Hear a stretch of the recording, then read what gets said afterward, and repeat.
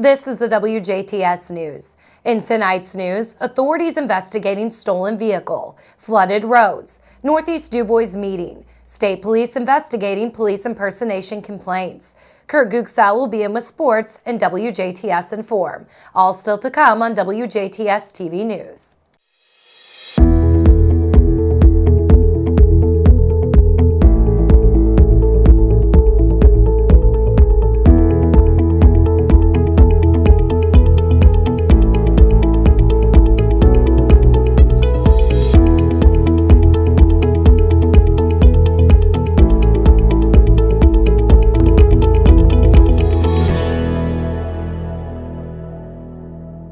Good evening, I'm Jenna Schaffer with the news. Local authorities are asking for the public's help as they investigate the report of a sports utility vehicle they say was stolen from the St. Anthony area.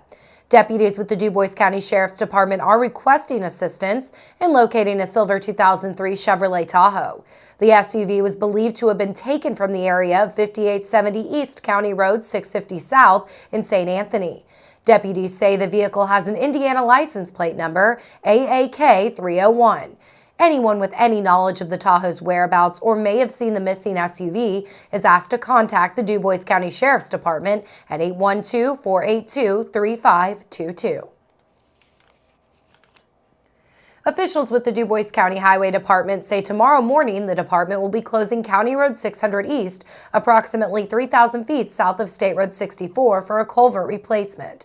The closure will take place at 8 a.m. and is slated to reopen around 3 p.m. Once again, officials with the DuBois County Highway Department say beginning around 8 o'clock tomorrow morning, the department will be closing County Road 600 East, approximately 3,000 feet south of State Road 64. The department plans to close that stretch of roadway for a culvert replacement and is planning to reopen around 3 p.m. All work, of course, is weather permitting. The number of county roadways that remain closed or blocked as a result of last week's heavy rainfall continues to drop. Roadways that remain on the latest list provided by the DuBois County Highway Department include County Road 800 West north of County Road 300 South at the river bottoms, County Road 150 South west of Old Huntingburg Road, and Elk Creek Road north of County Road 400 South at the Patoka River in Madison Township. Harts Gravel Road at the intersection of Kings Ridge Road at Lick Fork in Jefferson Township, and First Street Huntingburg west of County Road 75 West at Bruner Creek in Patoka Township. Motorists are encouraged to steer clear of these areas and never attempt to drive through flooded roadways.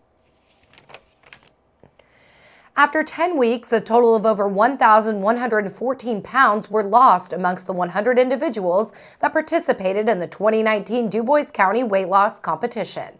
As a part of becoming a fitter and healthier county, the DuBois County Visitor Center decided to once again hold this weight loss competition to motivate people to lose weight and stick with their weight loss goals. This 10-week competition began on Wednesday, January 2nd and ended last Thursday, March 14th. The top performer was Greg Brescher, winning the competition after losing more than 23.5% of his initial body weight by losing 49.4 pounds. Brescher was able to collect $395 for his hard work and dedication. Runner-up was Jason Whitsitt, losing more than 19% of his body weight.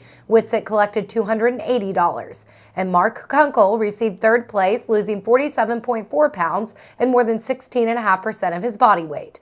Kunkel collected $175. Additional top performers who were able to collect a monetary prize include 4th place Carla Whitsitt, 5th place Michelle Keeper, 6th place Kevin Maringer, 7th place Derek Wiggins, and 8th place Jim Beckman. In total, these top 8 performers lost 340.6 pounds. Participants initially paid $10 to be a part of the competition. Each week, if a participant did not lose any weight, the person had to pay $1. For any weight he or she gained, the participant had to pay $1 per pound gained from the previous week. Additionally, if someone missed a weigh-in, he or she had to pay $1 for the week missed. The competition was based on the largest percentage of weight loss and not based on pounds lost to make sure there was an even playing field. Out of the money that was collected, monetary prizes were given to the top 8 performers with an additional amount given to charity. An additional $113 will be given to the DuBois County Community Food Bank. Last night, the Northeast DuBois School Board discussed a number of topics, including a new phone system, a third-grade Flat Stanley project, as well as a research project completed by students at Northeast DuBois High School on the possible replacement of iPads. A number of senior students from Cynthia Jacobs' class discussed the possible replacement of the iPads. Students conducted surveys with peers about how they felt about the iPads, where a lot of students said that the devices had issues with typing ease, accessibility to different devices such as printers, and slow processing speed.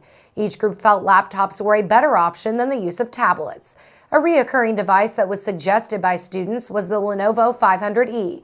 It was suggested multiple times due to it being a laptop-tablet crossover, its battery life, and the price. Jennifer Ashby and two of her third-grade students, Landon Muth and Levi Pinky, presented the Northeast DuBois Board their Flat Stanley project, where they sent out a paper cutout of a boy to another person away from the county in hopes that they would come back to talk about their experiences. Landon and Levi's Flat Stanleys got to experience the life of a farmer and the life of a pilot. This project is based off a book series about a flat boy that floats around and gets to experience different lives. Several items were also approved by the Northeast DuBois Board last night, including 2 field trips, one at the request of Kelly Beck for 7th grade students to the Louisville Slugger Museum and Factory, and also attend a Louisville Bats game on May 22nd, and another at the request of Amy Mitchell for her and Taylor Nycom to attend the Educators Rising National Conference in Dallas, Texas on June 22nd and 25th. Mitchell explained how she and Taylor will go all the way to Dallas to represent their school. We at Northeast DuBois, I also teach at Southridge and Jasper. We're piloting the Educators Rising program for the state of Indiana. So I think there's like 25 schools in the state of Indiana that's piloting this program. We had our first conference up at Indianapolis 2 weeks ago. I took 6 of the students. I have 48 students total in the program. I took 6 of them to the conference. There was some sessions, and then the kids could compete if they wanted. So Taylor Nycom competed in the pre-K children's literature. I did have Emily Clark compete in the K-3 children's literature. And then there was like an interview competition. None of my students competed in that. And then there was also it's like a freelance. You just get up in front of all of the students that were there and just talk about education and how the segregation and funding is affecting education in the state of Indiana. So Taylor and Emily competed, and Taylor received first place, which is pretty exciting. And I just got the email today about 12:30 that we get to go to Dallas, Texas for free. The ISTA, Indiana State Teachers Association, is paying for our airfare, paying all of our food and our hotel, as well as conference registration. While in Dallas, Mitchell and Nycom will take part in a pre-K literature event and attend various workshops. Also, another public work session was approved for Monday, April 1st at 6:30 p.m. at the Northeast DuBois Middle School Multi-Purpose Room. Mentors for Youth is planning to host a child sexual abuse prevention training seminar this week. The public is invited to attend the seminar presented by Stewards of Children tomorrow, March 21st from 6 till 8 p.m. at the Jasper Middle School. Stewards of Children will provide attendees with the knowledge to prevent, recognize, and react responsibly to child sexual abuse. Child sexual abuse is likely the most prevalent health problem children face, with the most serious array of consequences. In fact, 1 in 10 children will experience sexual abuse before their 18th birthday. This means that whether you work with youth, are a parent, or are simply a member of a community, it is highly likely that someone you know or care for has experienced or is currently experiencing child sexual abuse. Please join them for this important presentation. If you plan to attend, please RSVP by calling 812-482-2227 or email ellen@mentorsforyouth.com. Mentors for Youth is dedicated to facilitating mutually beneficial relationships between youth and volunteers for the purpose of enhancing individual lives and the community. The organization has been serving DuBois County for 30 years, matching children with responsible adults for one-on-one mentoring. Questions or inquiries may be directed to Mentors for Youth Executive Director Ellen Korn at 812-482-2227. Indiana State Police Jasper District Commander Lieutenant Jason Allen has announced troopers from the Jasper Post will be conducting a sobriety checkpoint somewhere in DuBois County this Friday, March 22nd. The exact location and time will not be released. State police say motorists who are not impaired can expect a very short delay of 2 to 3 minutes while passing through the checkpoint. Troopers encourage all motorists to call 911 or the closest Indiana State Police post when they observe another motorist that may be impaired. Be prepared to give a description of the vehicle, location, and direction of travel. The Indiana State Police is committed to traffic safety and will continue to conduct saturation patrols and sobriety checkpoints in an effort to apprehend impaired drivers and to deter others from drinking and driving. Motorists entering the checkpoint are encouraged to have their driver's license and vehicle registration readily available to minimize their delay. Plan ahead and always have a designated driver. Don't get behind the wheel of a vehicle if you've been consuming alcoholic beverages. Call a taxi, a sober friend, or a family member to come and get you. And if you are hosting a party, always offer alcohol-free beverages and make sure that all of your guests leave with a sober driver. Once again, troopers from the Jasper Post of the Indiana State Police will be conducting a sobriety checkpoint somewhere in DuBois County this Friday, March 22nd. The exact location and time will not be released. Indiana State Police are currently investigating several complaints regarding police impersonators in Gibson, Sullivan, Knox, and Daviess counties.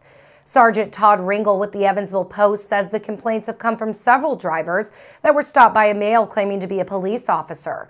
No one has been injured during these incidents, but state police want everyone to remember that police officers must be in a fully marked police car to stop someone for a traffic violation. Police officers can be in plain clothes or in uniform if they are in a fully marked patrol car. And if the police car is unmarked, the police officer must be in full uniform and should be easy to identify. In regards to your safety, keep your doors locked and windows rolled up until you can verify it's a police officer. Look for a badge and/or shoulder patch, which should identify the police agency. If you can't verify the agency, call 911 and request an additional officer. Trust your instinct. If you stop and you don't think the individual is a police officer, don't hesitate to drive away and call 911 immediately. And call 911 immediately if you are not certain the vehicle that is attempting to stop you is a police officer. Turn on your four-way flashers and continue at a safe speed until additional police arrive. Anyone with information concerning these police impersonators are encouraged to contact the Indiana State Police at 812-867-2079 or their local law enforcement agency. Welcome home, Private Clifford Mills. The remains of a fallen World War II soldier from Troy were recently discovered in Belgium and will now return for a proper burial. Private First Class Mills was in a glider flying over the Netherlands in 1944 during Operation Market Garden when he was shot down by German soldiers. His remains were unidentified and he was buried in Belgium. Meanwhile, his name, along with the names of the soldiers that went down with him, were placed on a memorial wall in the village on Margraten in the Netherlands. The small town kept the honor of the fallen American soldiers who fought and died in an effort to free their community from the Nazi stronghold. Noe Van Heidel, a resident of the community, adopted the grave or memory of Clifford Mills through an adoption program where residents can study a fallen soldier's name on the wall and learn more about them. Van Heidel took it upon himself to learn about Private Mills about 12 years ago. For him, it was important to do something to give back to the soldiers who gave their lives for his people's freedoms. Van Heidel became the biographer for Mills, learning about Perry County and even reaching out to the Mills family. He eventually ended up at the spot where Mills went missing, reading papers about the accounts of what happened during the unsuccessful military operation of Operation Market Garden. After reaching out to the U.S. Army and the Defense POW MIA accounting agency with this information, he was thanked for his help but didn't hear anything for about 2 years. To Van Heidel's surprise, he was notified just recently that Mills' remains were found and would be returned to Perry County, which filled him with absolute bliss.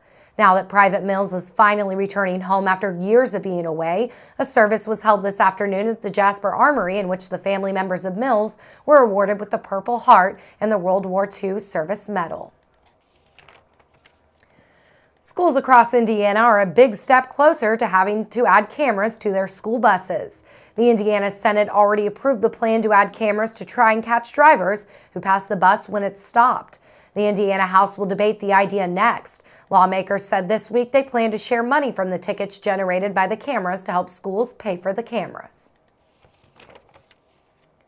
Stay tuned. Weather, sports, and inform all still to come on 18 WJTS News.